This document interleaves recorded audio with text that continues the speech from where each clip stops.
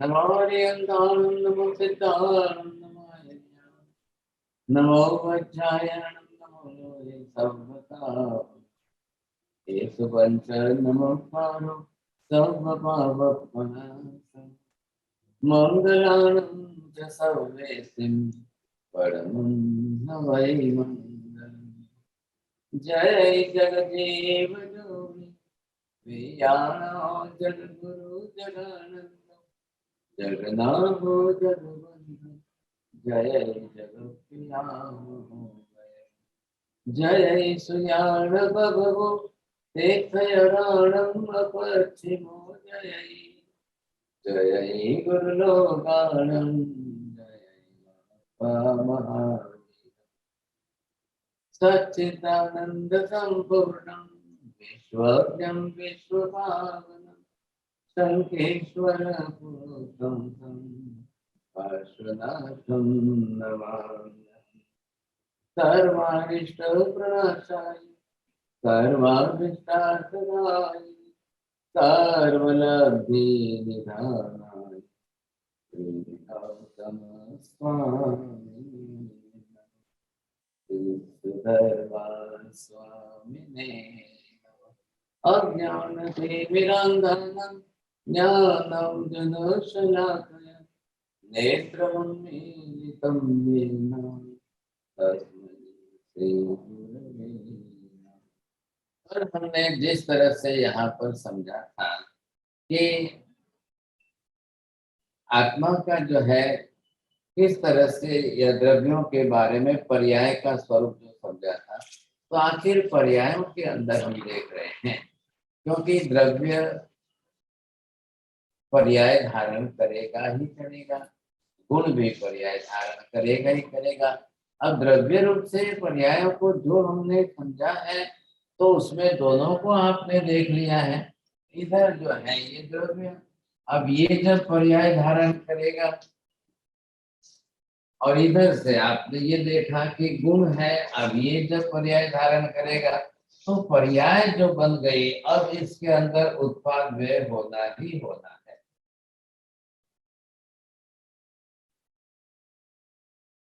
अब उत्पाद के पश्चात जो है व्यय होगा, व्यय के बाद पुनः उत्पाद होगा, पुनः उत्पाद के बाद व्यय होगा। ये जो है उत्पाद व्यय की प्रक्रिया जो हमारी चलती रहेगी, जिस तरह से चलती रहेगी, तभी जाकर के जो है पर्याय का परिवर्तन होगा। ये जगत का व्यवहार है। तो ये जो पर्याय बनी था, तो ये क्या हुआ? परिवर्तन।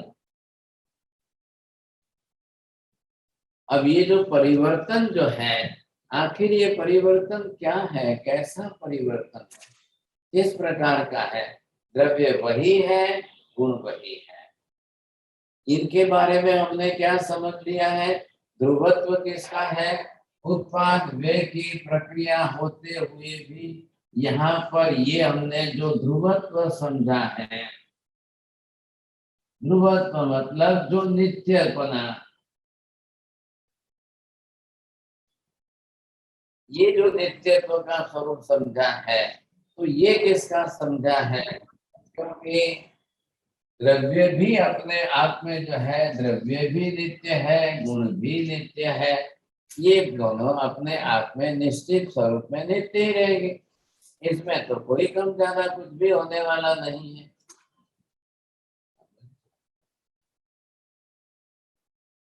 द्रव्य भी नित्य है, गुण भी नित्य है। द्रव्य अपने आप में जिस स्वरूप का जैसा नित्य है, जिस द्रव्य के जो गुण है वो भी उसके नित्य है। ये बहुत पहले पुरानी बातें हो गई, एक साल काफी लंबे टाइम से। तो द्रव्य नित्य है, पांचों द्रव्य नित्य है। अस्थि कायात्मक पांचों द्रव्य कैसे अनुत्पन्न अविनाशी है। अब इसमें तो कोई फर्क पड़ने वाले ही नहीं, जिस तरह से जिस प्रकार के जैसे है, तो इनका नित्य तो बना। अब क्या भाषाई पर्याय का पर है, तो पर्याय उत्पाद व्यय की प्रक्रिया के कारण परिवर्तनशील। तो ये परिवर्तनशीलता जो आई है, अब वो पर्याय के अंदर है। तो एक एक द्रव्य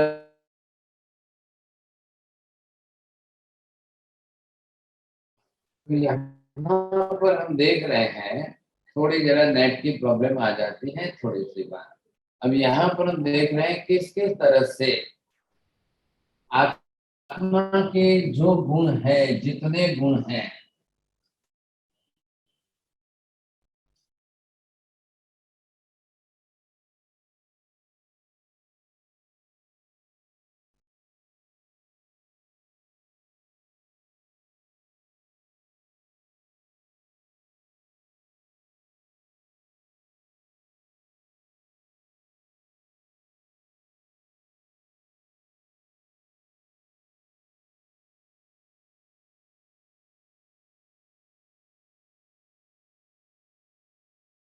कितने गुण हैं? अनंत गुण है। इन अनंत गुणों का जितना प्रमाण है, अब ये गुण तो परमानेंट है था। पहले भी बात क्या हो गई है, आत्मा के अनंत गुण में से एक भी गुण अनंत काल में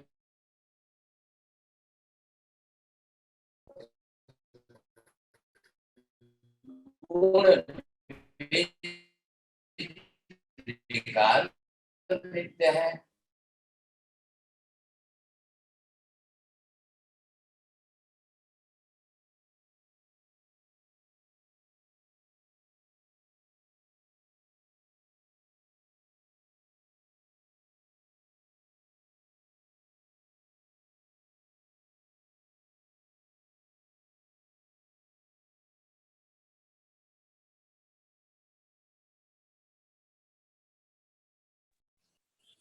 आत्मा के जितने गुण हैं, तो क्या हुआ, द्रव्य रूप से और गुण रूप से दोनों की हम बात कर रहे हैं।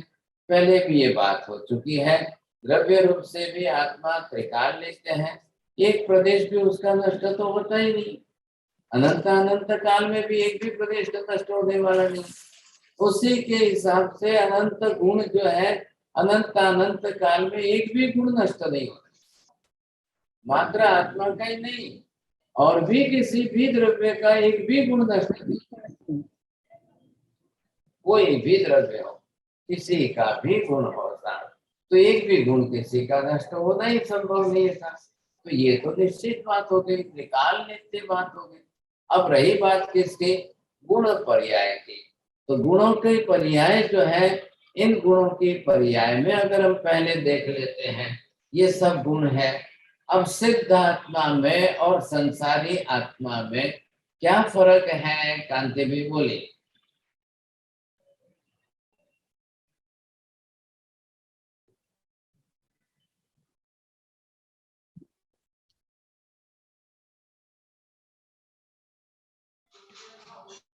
आत्मा में, संसारी आत्मा में गुणों की दृष्टि से क्या फर्क है? कांति भाई, अनम्यूट योरसेल्फ प्लीज। जी। आत्मा वित्त ज्ञान दर्शन गुणों से सहित है। ध्यान नहीं है, आप थोड़ा सा विचार करिए, समझने की कोशिश करिए।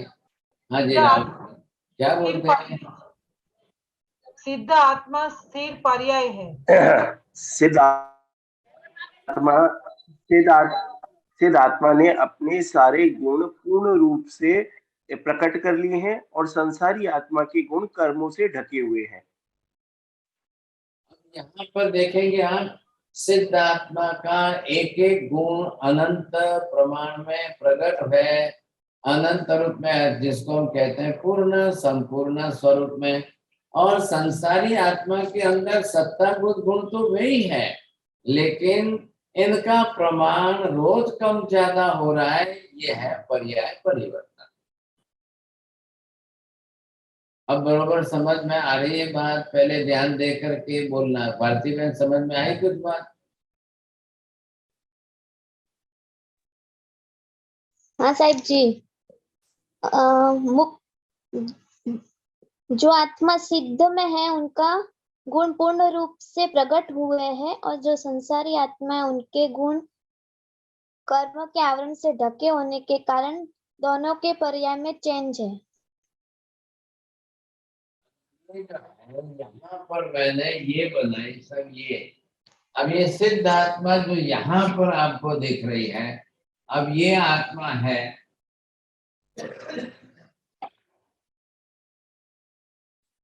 अब ये हमारी संसारी आत्मा है। अब इसके साथ में और इसके साथ में अब तुलना करके दोनों के साथ में विचार करिए साहब। इधर देखिए साहब, क्या बात है कि सिद्ध आत्मा भी गुण की बात चल रही है, द्रव्य पर्याय की बात हम नहीं कर रहे हैं। तो सिद्ध आत्मा के अंदर वहां पर जो है सभी गुण अनंत स्वरूप में पूर्ण रूप में प्रकट हो गए और पर्याय रूप से आत्मा स्थिर स्थायी हो गई है। तो गुण भी उसके वहां पर जो है पूर्ण रूप में सब प्रकट हो गए हैं। और ये संसारी आत्मा है। सिद्ध और संसारी में समानता क्या है और विषमता क्या है? समानता किस प्रकार की है? सत्तागत गुणों की समानता है। विषमता किस प्रकार की है? गुणों के पर्याय में विषमता है। बोलिए साहब, कानून बहन बोलेंगे। सर, जो सिद्ध आत्मा है उसके उनके अंदर सभी गुण पूर्ण रूप से प्रकट हुए हैं, मतलब वो पर्याय रूप से स्थिर स्थायी हो चुकी है। और जो संसारी आत्मा है उनके गुण कर्म के आवरण के कारण कम ज्यादा प्रकट होकर गुण पर्याय होते ही रहते हैं। मतलब सत्तागत गुणों की समानता है और गुण पर्याय की विषमता है। पर्याय के रूप में आपको देखना है। तो संसारी आत्मा में गुणों की पर्याय परिवर्तनशील रहेगी और ये परिवर्तनशीलता किसके कारण आएगी? कर्म के क्षय निद्रा के कारण, कर्म बंध, कर्म क्षय, कर्म निद्रा। अब उसके कारण पर्याय में परिवर्तन होगा। आज आपने एक सामयिक की और एक सामयिक में आपने जितनी समता रखी उससे आपके 2, 4, 10 परमाणु की निद्रा हुई, तो 10 परमाणु के जितनी समता आत्मा की बढ़ी, तो उससे आत्मा की गुण पर्याय में परिवर्तन हुआ। आपने ये देखा कि नहीं? अभी यहाँ पर जो है क्लास चालू होती है, 11 जी वंदना कराती है, वो ह्यूस्टन से है तो वहां से वंदना कराती है। अब आप लोग नहीं करते हो या आपको लगता है कि हम हिंदुस्तान में हैं तो हमको तो नहीं करनी है, लेकिन मथेड़ अंदामी भी नहीं बोलते या खमासना देने का या हाथ जोड़ने का या खड़े होना क्या जो नहीं करते हैं, तो उनको क्या लगता है कि नहीं नहीं हमको तो नहीं करनी है। लेकिन नहीं करनी है तो क्या मथेरंदा में भी नहीं बोलना है क्या? कुछ भी नहीं करना है। अब वो ह्यूस्टन से वहां से करती है। ये आत्मा का नम्रता का गुण है। नम्रता के गुण में इनके बंधन करने से 10 परमाणु भी कम हुए, तो 10 परमाणु के जितनी इनका आत्मा का गुण बढ़ा तो इनके पर्याय का परिवर्तन हुआ। अब पर्याय परिवर्तन हुआ तो कम ज्यादा वो नहीं होना है। कल फिर हम वापिस जो है कुछ ऐसे आशात्नाकारी शब्दों का प्रयोग करके कर्म बांध लेंगे तो फिर आवरण से ढक जाएगा, फिर आवरण की निद्रा होगी, फिर आवरण कर्म का आवरण आएगा, फिर कर्म के आवरण की निद्रा होगी। फिर अगर हमारे कर्म का प्रमाण इसी तरह से कम ज्यादा होता ही रहेगा रोज, तो क्या होगा? पर्याय का परिवर्तन होता रहेगा। अब ये हमारी कक्षा है तो पर्याय परिवर्तन होना ही होना। लेकिन सिद्धात्मा को क्या? ये मोक्ष में गई हुई सिद्धात्मा वहां पर है, उनको क्या करना है? उनमें क्या होना है? कुछ भी नहीं होना है। क्यों नहीं होना है? उनके सभी गुण अनंत स्वरूप में प्रकट हो गए हैं और जितने अनंत स्वरूप में जो जो प्रकट हो जाते हैं वो स्थिर स्थायी गुण बन जाते हैं और उसी को जो अनंत स्वरूप में प्रकट होते हैं उसी को पूर्ण कहते हैं। जो अनंत स्वरूप में प्रकट नहीं होते हमारे जो है वो अपूर्ण है। तो वो अपूर्णता पूर्णता में क्या? तो अपूर्णता तो उसकी डिग्री करो तो हजारों परसेंटेज हो जाएंगे, कम ज्यादा परसेंटेज हो जाएंगे। तो किसके कितने परसेंटेज है, किसके कितने परसेंटेज है? लेकिन जो सिद्ध बने हैं उनके वहां पर जो है क्षायिक भाव के, अब क्षायिक भाव के होने से प्रत्येक गुण उनके अनंत रूप में पूर्ण रूप में प्रकट है। तो उनके अंदर तो पर्याय परिवर्तन क्या होगा,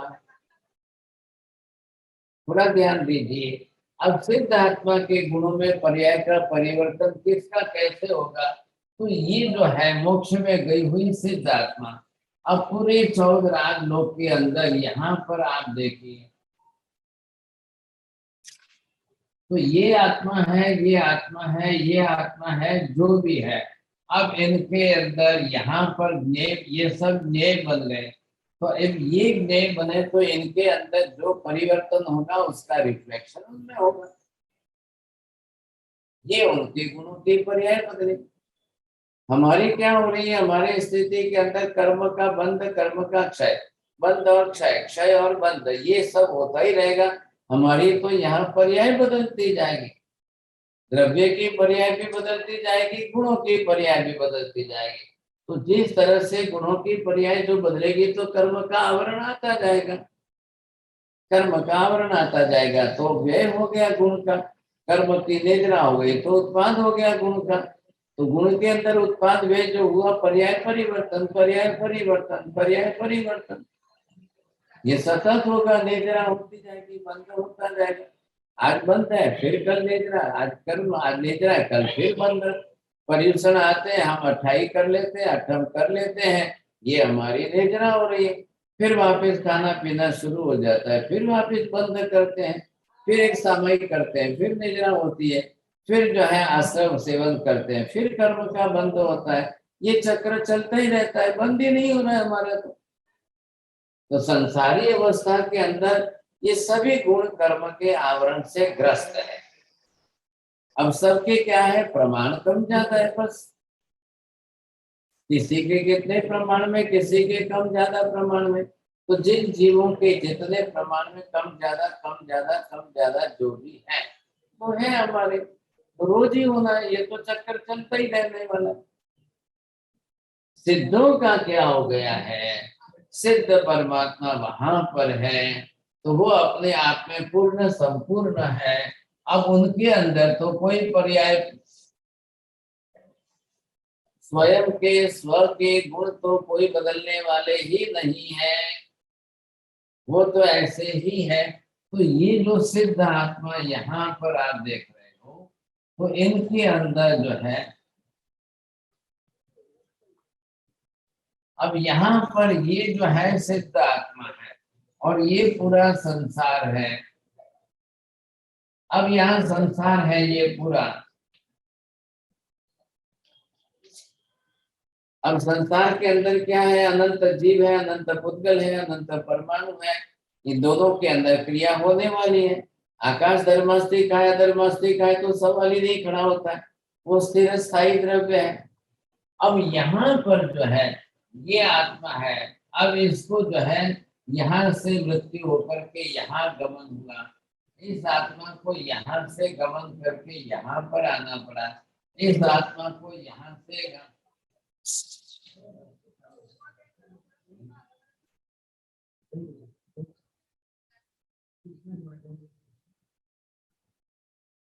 यहाँ पर जो है इस आत्मा को इस तरह से यहाँ पर हम देख रहे हैं कि आत्मा का गमन आगमन जिस तरह से जिस तरफ हुआ। अब यहाँ पर जो है इस कक्षा के अंदर आत्मा का जो भी पर्याय परिवर्तन हुआ, ये सारा पर्याय परिवर्तन जो हो रहा है, अब वो पर्याय परिवर्तन सिद्ध के पर्याय में उनके ज्ञान दर्शन में स्पष्ट आ रहा है। मैंने आपको एग्जांपल क्या दिया था, मिरर का। यूज बिग मिरर जो होता है, ऐसे यूज बिग मिरर के सामने जो भी आएगा आएगा जाएगा, आएगा जाएगा, आएगा जाएगा। तो क्या हुआ उसमें अंदर, आया तब उत्पाद हुआ, गया तब व्यय हुआ, आया तब उत्पाद हुआ, गया तब व्यय हुआ, बस बात इतनी सी। ये हमको यहाँ पर ख्याल आ जाता है। ऐसी स्थिति के अंदर यहाँ जो भी संसार में घटित होगा, ये देखिए इधर संसार में जो भी है वो ज्ञेय है, दृश्य है।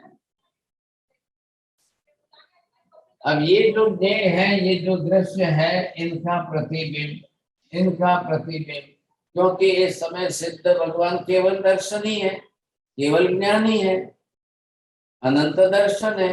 अनंत ज्ञान है, तो अनंत दर्शन अनंत ज्ञान किसके कारण है? संसार के पदार्थों के कारण है। संसार में जीवात्मा अनंत अनंत है, संसार के अंदर पुद्गल पर्याय पुद्गलों के पर्याय अनंत अनंत, संसार में पुद्गलों के परमाणु अनंत अनंत है। अब क्या करना समझे, इतने सब का जो प्रमाण है, इन सब के का सबका प्रतिबिंब इनके अंदर पड़ेगा, लेकिन अब उनके अंदर वितरागता भी परिपूर्ण है।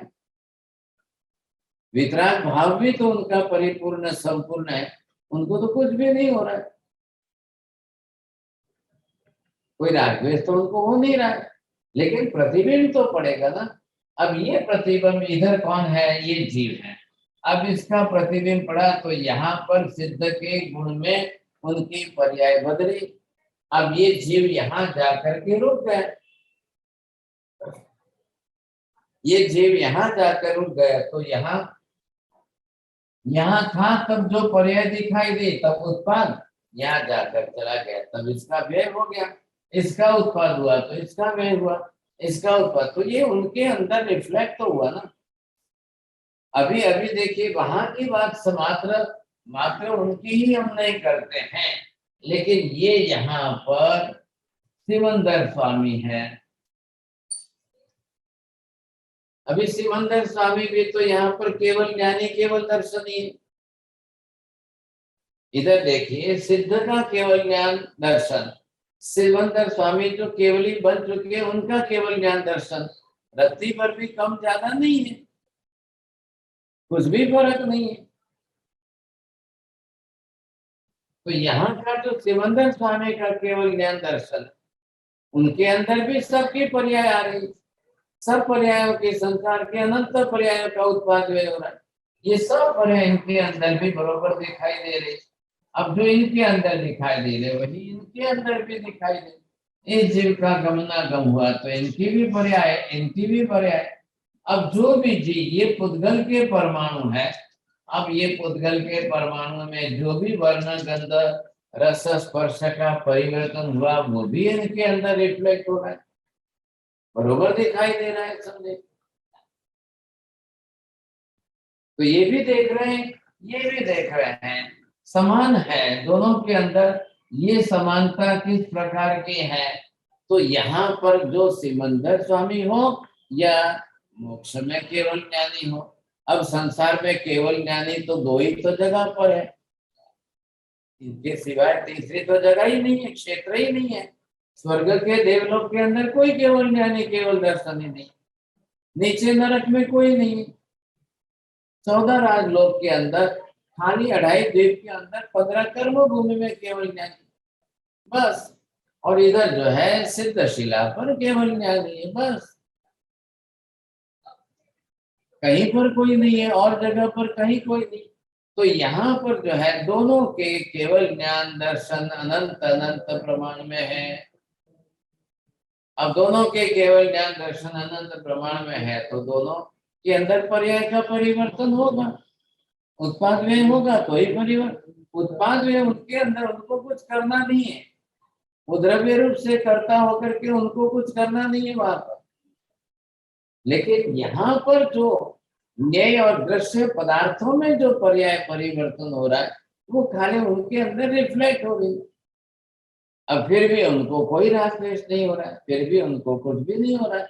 अब देखिए संसार है, इतना बड़ा 14 राजलोक है, अनंत अनंत जीव है, शुभ क्रिया भी करेंगे, अशुभ क्रिया भी करेंगे, अच्छी क्रिया भी करेंगे, खराब क्रिया भी करेंगे, तो ये तो होना ही होना है। संसार है तो सबके अंदर सब प्रकार से चलने वाला है, केवली को कुछ नहीं करना है, लेकिन केवली के केवल ज्ञान दर्शन में रिफ्लेक्ट जरूर होगा। जो रिफ्लेक्शन जो जिस प्रकार से होगा तो वहां पर उनको जो है ख्याल तो आएगा। अब शरीर नहीं है, उनको बोलना नहीं है सिद्ध को, लेकिन सिमंदर स्वामी को तो बोलना है, वो तो शरीरधारी है।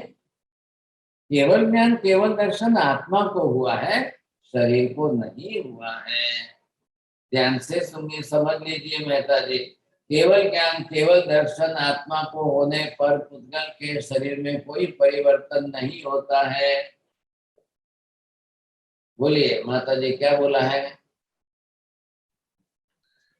आत्मा में सम्यक केवल ज्ञान सम्यक दर्शन केवल ज्ञान केवल दर्शन होने से बाहर पुद्गल के शरीर में कोई परिवर्तन नहीं होता है। बस ये बात ध्यान में रखिए। इसी तरह से आत्मा के अंदर वितरागता के गुण भी पूर्ण रूप में है। आ रहा है ख्याल में आपको? आत्मा के अंदर वितरागता पूर्ण रूप में प्रकट हो जाए तो शरीर के अंदर कोई परिवर्तन पुद्गल में तो कुछ भी नहीं दिखाई देगा। आप समझने की कोशिश करिए, क्यों नहीं दिखाई देगा? कांति भाई बोलिए। नहीं, चलो नरेंद्र भाई बोलिए। थोड़ा सा विचलित हो गया। चलो हाँ जी, दूसरे नरेंद्र जी बाठिया जी बोलिए। आत्मा में केवल ज्ञान और केवल दर्शन, सिद्ध आत्मा में केवल ज्ञान और केवल दर्शन होता है, इस कारण से इसमें शरीर में कोई मैं परिवर्तन क्या नहीं पूछ होता। रहा हूँ, आप क्या बोल रहे हैं? सब अशोक जी बोल रहे हैं। क्या पूछ रहा हूँ, क्या बोलना है आपको? हाँ जी, गैलडा जी बोलना है? नहीं, चौरड़िया जी बोलिए। हमारा पुद्गल तो जीव नहीं है हमारा, पुद्गल तो अजीब है, तो उनमें ज्ञान दर्शन कैसे होगा? पर कुछ भी वितरागता करे। एक गुण केवल ज्ञान केवल दर्शन तो आत्मा का गुण है, शरीर का गुण नहीं है, इसीलिए आत्मा को ही होगा। वितरागता आत्मा को ही आएगी। आत्मा को होने के बाद शरीर में क्यों कोई परिवर्तन नहीं दिखाई दे रहा है? क्या लग रहा है मेहता जी आपको? सर दोनों के गुण एक दूसरे में जाते नहीं है। आत्मा का गुण आत्मा में ही रहेगा, द्रव्य में परिवर्तन नहीं होगा। बरोबर है? बोलिए। सब घाती कर्मों का क्षय हुआ है, अघाती कर्म तो ऐसे ही है ना, तो शरीर में कैसे परिवर्तन? आपने भी ऐसा ही करना शुरू कर दिया क्या? नहीं। फिर मैं बम्बई पूछूं तो आप दुबई बोलेंगे, मैं दुबई बोलूंगा तो आप मुंबई बोलेंगे, ऐसा करेंगे? हाँ जी, पहली बात क्या है, पुद्गल पुद्गल है। शरीर वर्ण गंध रस स्पर्श पुद्गल वाला है। शरीर में कोई चेतना नहीं है, शरीर के अंदर कोई ज्ञान दर्शन आदि नहीं है। और ये अभी इन्होंने कानन बेन ने बोला ना पूरा यार, कि द्रव्य आत्मा के गुण जो शरीर में नहीं जाते हैं, शरीर के गुण आत्मा में नहीं आते। वितरागता आत्मा का गुण है, केवल ज्ञान दर्शन आत्मा का गुण है। अभी हमको जो है मति ज्ञान श्रुति ज्ञान कम ज्यादा होता है तो शरीर में फर्क पड़ता है क्या? शरीर में क्या फर्क पड़ा है? किसी ने पहले जो है एसएससी की, उसके बाद में उसने इंटर साइंस की, बाद में बीए किया, फिर एमए किया, फिर पीएचडी की, फिर डीएड की। शरीर में कोई फर्क पड़ता है? जब हमारे व्यवहारिक ज्ञान के अंदर शरीर में कुछ नहीं फर्क पड़ता है, तो जो केवल ज्ञान केवल दर्शन वाले केवल ही बन गए, उनके अंदर क्या फर्क पड़ने वाला है? कुछ भी फर्क नहीं पड़ेगा। इसलिए श्रीमंदर स्वामी यहाँ पर जो दिखाई देंगे तो आप तो पुद्गल का शरीर ही देखोगे ना। पुद्गल का शरीर देखोगे तो वर्ण गंध रस स्पर्श देखोगे, कोई फर्क नहीं दिखाई देगा, कुछ भी नहीं दिखाई देगा। अब वो वहां पर सिद्ध आत्मा है, वो अशरीरी है, उनको कोई शरीर नहीं है, उनको कोई रूप रंग नहीं है, उनको कोई वर्ण गंध रस स्पर्श नहीं है। तो वही केवल ज्ञान और उतना ही केवल ज्ञान, वही केवल दर्शन उतना ही केवल दर्शन, वही वितरागता उतनी ही वितरागता से बंदर स्वामी में सशरीरी अवस्था में है। तो उससे कोई पुद्गल के शरीर में तो कोई रत्ती पर फर्क पड़ने वाला नहीं है। आत्मा के गुण तो कोई पुद्गल शरीर में तो प्रकट होते ही नहीं।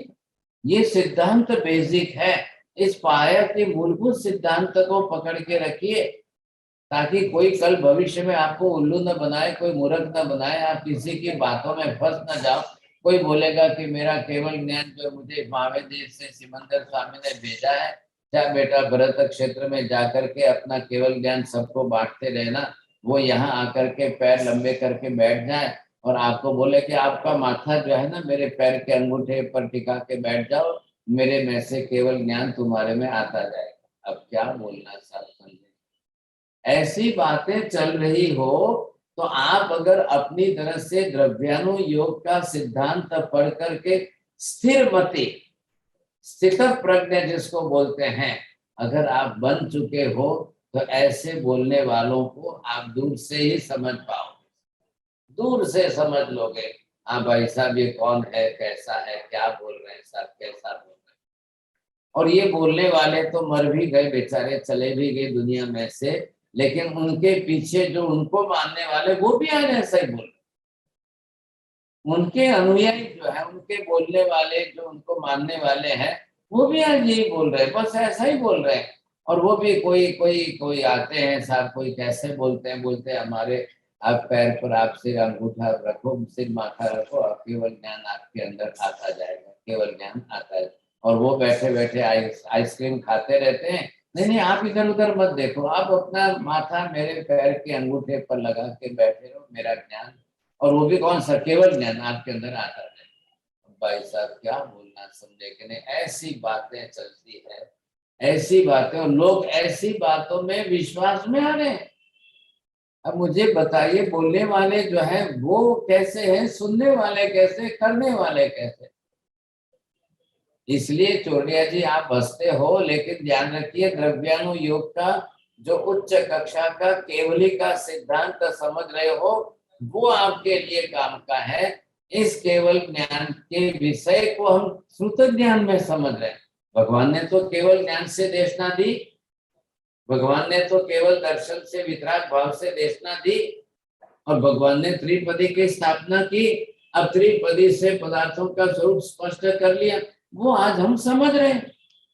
उसके एक एक सिद्धांत बेसिक फंडामेंटल सिद्धांत जो है वो समझ करके अपनी धारणा स्थिर बना लोगे तो दुनिया में कोई आपको चलित नहीं करेगा, विचलित नहीं करेगा, ये मेरी गारंटी है। ख्याल आया कि नहीं? इसलिए ये अरुण विजय आपके लिए इतनी मेहनत करके एक एक सिद्धांत जो घुटा करके मैं दे रहा हूँ। वो कहते हैं ना, छोटे से बच्चे को मम्मी जो है घूट करके पिलाती है तो उसका बुखार, ज्वर, खांसी सब उतर जाता है। मैं भी यहाँ पर मम्मी का ही काम कर रहा हूँ, एक एक बात, एक एक सिद्धांत घूट करके आपको पिला रहा हूँ। आप सिर्फ जो है भूल न जाए, पिछली रिकॉर्डिंग सुनिए, पिछली क्लास खोलिए, पिछले विषयों को देखिए। सबसे ज्यादा फिजिक्स एंड मेटाफिजिक्स का काम ही है सिद्धांत बनाना। फिलोसॉफी का मतलब ही है कि भाई सिद्धांत बनाना। अब बाद में वो प्रैक्टिकल में जाएगा तो वो रिलीजन का फॉर्म धारण कर लेगा। बात इतनी सी है।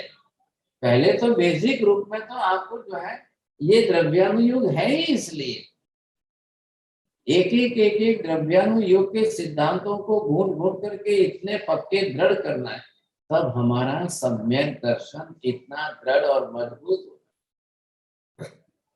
और जो सम्यक दर्शन दृढ़ और मजबूत होगा वही कल क्षायिक सम्यक दर्शन का कारण बनेगा।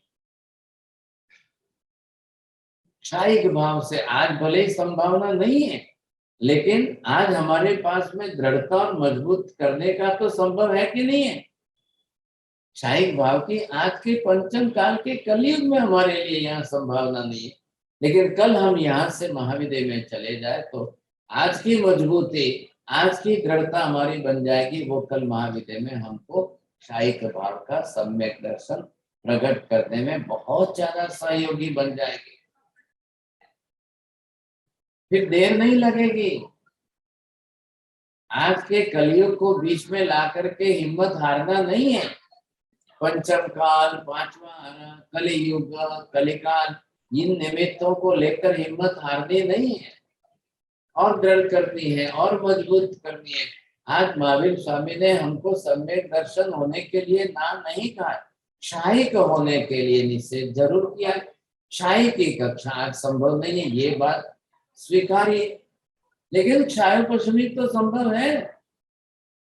और क्षायोपशमिक को इतना दृढ़ करे, इतना मजबूत करते जाए, इतना सॉलिड करते जाए कि कम से कम क्षायोपशमिक सम्यक पर चला तो न जाए।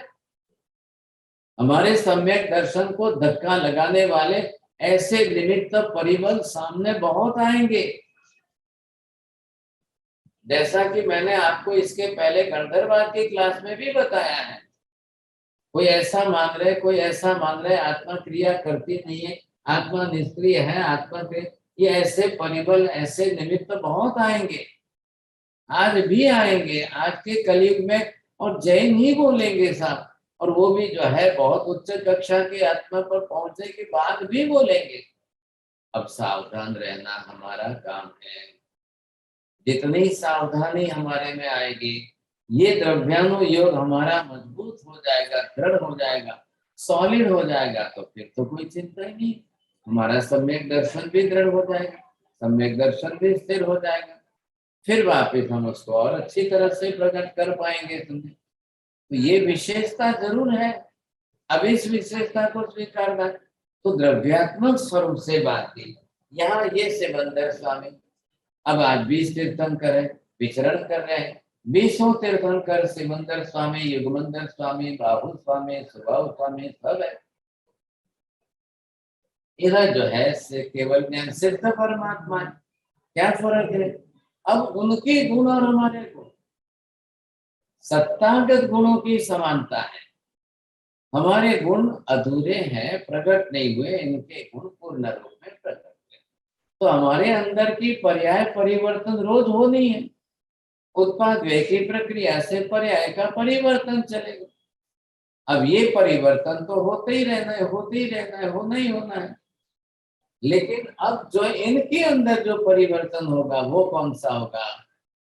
हमारे अंदर हम संसारी अवस्था में द्रव्य परिवर्तन, गुण परिवर्तन, द्रव्यों में उत्पाद व्यय, गुणों में उत्पाद व्यय, दोनों के अंदर होगा, चलते रहेगा, चलते रहेगा, दोनों में होना ही होना है। उनके अंदर संभावना नहीं है।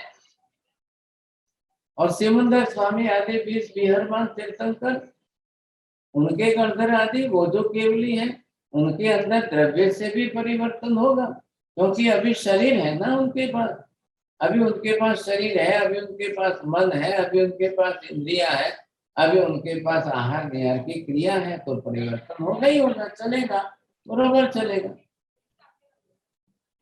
लेकिन उससे उनको अभी कोई राग द्वेष नहीं होगा। राग द्वेष क्यों नहीं होगा? वितरागी। हमको क्षण क्षण में राग द्वेष हो रहा है, मिनट मिनट में राग द्वेष हो रहा है, प्रति क्षण हो रहा है। हमारे अंदर उत्पाद व्यय की प्रक्रिया बरोबर बनती रहेगी, चलती रहेगी, होती रहेगी, चलती रहेगी, उनके अंदर नहीं होगी। पर्याय का परिवर्तन तो ये किसके कारण हो रहा है? उत्पाद व्यय की प्रक्रिया के कारण। तो उत्पाद व्यय किसका हो रहा है? अब पूरे संसार के अंदर जो है, संसार इसी का नाम है, पर्याय परिवर्तन का नाम ही तो संसार है। उत्पाद व्यय निरंतर होगा, संसार में उत्पाद व्यय रुकता ही नहीं है साहब, क्योंकि एक क्षण, एक समय संसार के अंदर जितने अनंत जीव हैं, इन अनंत जीवों में अब संसार के अंदर किसी का भी जन्म मरण रुकने वाला है क्या? अनंत अनंत जीव है और अनंत अनंत पुद्गल के परमाणु है।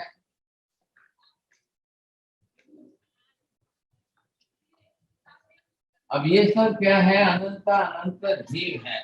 अब ये जीव भी संख्या में कितने हैं? अनंत अनंत है। और ये परमाणु जो है ये भी कितने हैं संख्या में? ये भी अनंत अनंत है। अब दोनों के अंदर उत्पाद व्यय की प्रक्रिया से पर्याय परिवर्तन होना।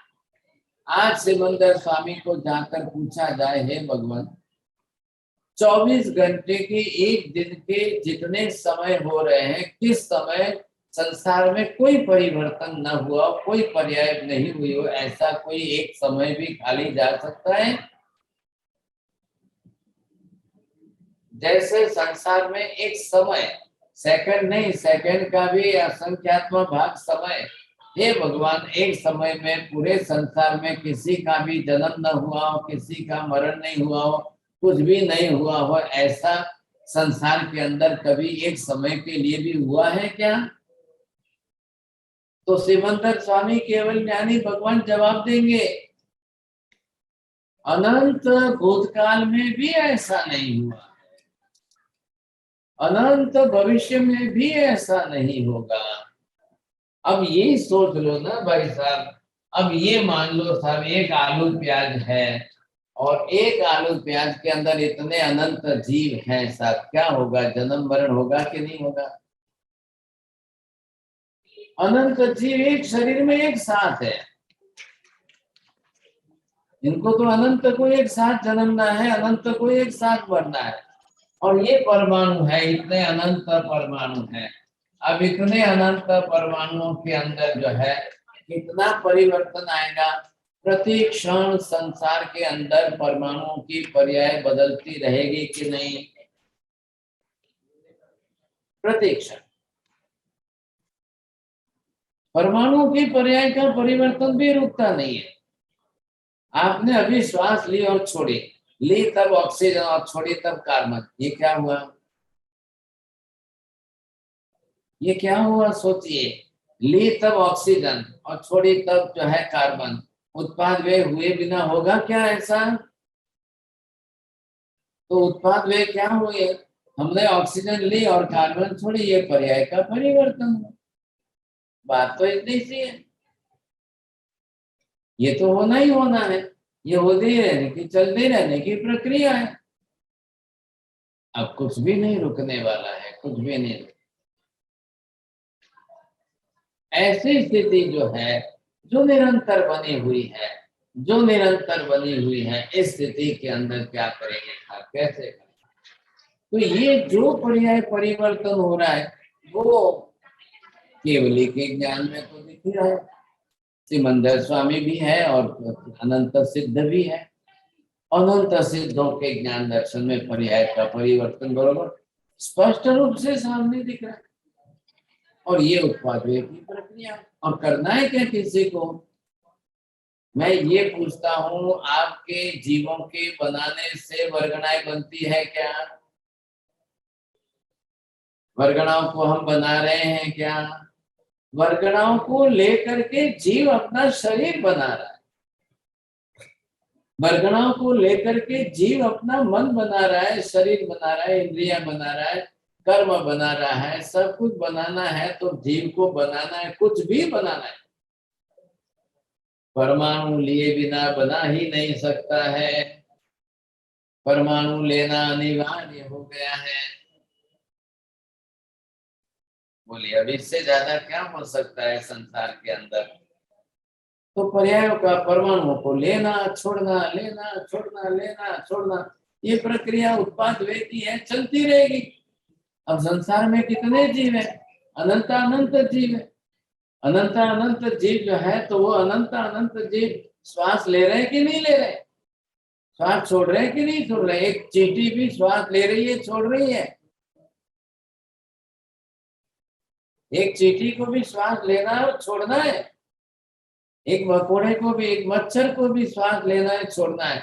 हमको भी श्वास लेना है, छोड़ना है। समुद्र में रहने वाली मछली को भी श्वास लेना है और छोड़ना अनिवार्य है। और एक अंडे में रहा हुआ जीव जो है, वो भी पंचेंद्रिय जीव है, उसको भी श्वास लेना छोड़ना अनिवार्य है। वो अंडे में है, इसका मतलब मत समझिए। आप माइक्रोस्कोप में अंडा रख करके देखो, हमारी स्किन में जैसे होल होते हैं, उसके भी अंडे में होल होते हैं, उसको भी बरोबर ऑक्सीजन मिल रही है अंदर। ये विशेषता है। माता के गर्भ में भी बालक है, तो माता के हृदय के साथ जुड़ा हुआ है, उसको भी ऑक्सीजन मिल रही है अंदर, तभी तो वो श्वास ले रहा है, उसका भी हृदय दबकता है अंदर। इतना है फर्क, हम देख रहे हैं बरोबर। ये विशेषता मैंने आपको बताई। अब ये प्रक्रिया निरंतर चल रही है, उत्पाद व्यय की प्रक्रिया है। पर्याय में परिवर्तन होगा, बस बात इतनी सी। निरंतर पर्याय परिवर्तन, निरंतर उत्पाद व्यय की प्रक्रिया, और ये पर्याय का परिवर्तन सतत चलते। लेकिन ध्यान रखिए, अनंत अनंत बार उत्पाद व्यय के कारण पर्याय का परिवर्तन होते हुए भी मूल द्रव्य से नित्यता है, मूल गुणों से नित्यता बनी हुई है। कितनी बार, अनंत अनंत बार पुद्गल के परमाणु में उत्पाद व्यय हो जाए तो भी वर्ण गंध रस स्पर्श नष्ट नहीं होता है, खाली उसकी पर्याय बदलती है। लाल में से काला हो गया, काले में से पीला हो गया, पीले में से से सफेद हो गया, सफेद में से, अब भले कुछ भी हो लेकिन कुछ भी नष्ट नहीं होता है, पर्याय परिवर्तन। आत्मा के अंदर, आत्मा में अंदर क्या वैसा है, तो वही आत्मा इस संसार में अनंत अनंत आत्माएं हैं, उत्पाद वे धारण करेगी, शरीर बनाएगी, शरीर छोड़ेगी, शरीर बनाएगी, शरीर छोड़ेगी।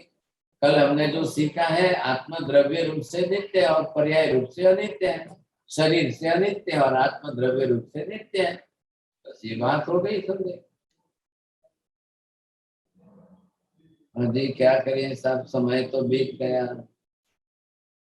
बोलिए, जल्दी बोलिए माता जी, प्रश्न क्या पूछना है? साहिब जी, आपने कहा कि जो संसारी जीवों का जो रिफ्लेक्शन होता है वो सिद्ध की पर्याय, सिद्ध उसी से सिद्ध का पर्याय, गुणों में पर्याय में परिवर्तन होता है, उनके अपने स्व गुणों में उत्पाद व्यय नहीं होता है बिल्कुल। कम ज्यादा थोड़ी होना है। मतलब सिर्फ रिफ्लेक्शन की वजह से ही वही उत्पाद व्यय है। वही उत्पाद व्यय उनके ज्ञान दर्शन में आया कि नहीं आया, वही उत्पाद व्यय की पर्याय हुई। उनके गुण थोड़े, हमारे गुण कम ज्यादा होते हैं कर्म के आवरण से, उनके गुण कोई कर्म के आवरण तो है ही नहीं, तो कम ज्यादा कहाँ होंगे।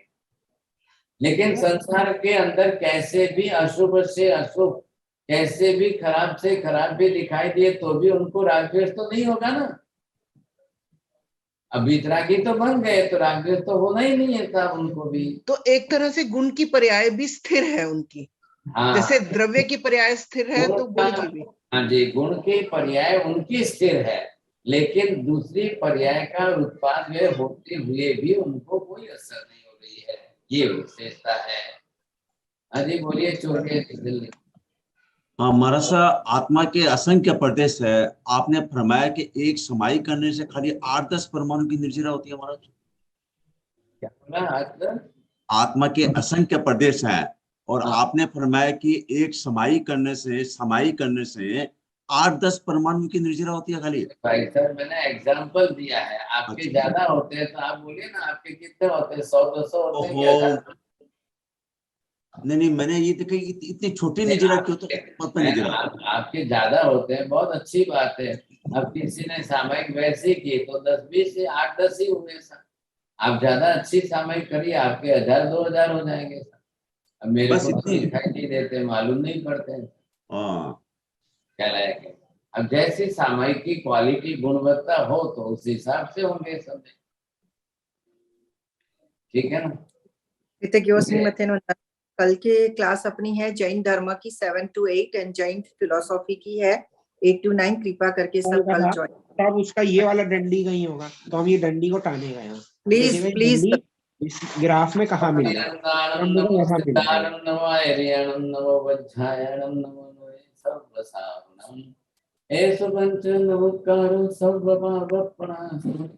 मंगलानं च सर्वेषां परमं हवै मंगलम्। मंगलम भगवान वीरो मंगलम गौतम प्रभु मंगलम स्थूलिभद्राद्याजैनुधर्मोऽस्तु मंगलम चत्तारि मंगलम हरिहंता मंगलम सिद्धा मंगलम साहु मंगलम केवले पन्नतो धम्मो मंगलम चत्तारि लोकोत्तम हरिहंता लोकोत्तम सिद्धा लोकोत्तम साहु लोकोत्तम केवले पन्नतो धम्मो लोकोत्तम चत्तारि शरणं प्रव्रजामि हरिहन्ते शरणं प्रव्रजामि सिद्धे शरणं प्रव्रजामि साहु शरणं प्रव्रजामि केवले पन्नतं धम्मं शरणं प्रव्रजामि सर्वमङ्गलमाङ्गल्यं सर्वकल्याणकारणं प्रधानं सर्वधर्माणां जयति शान्ति।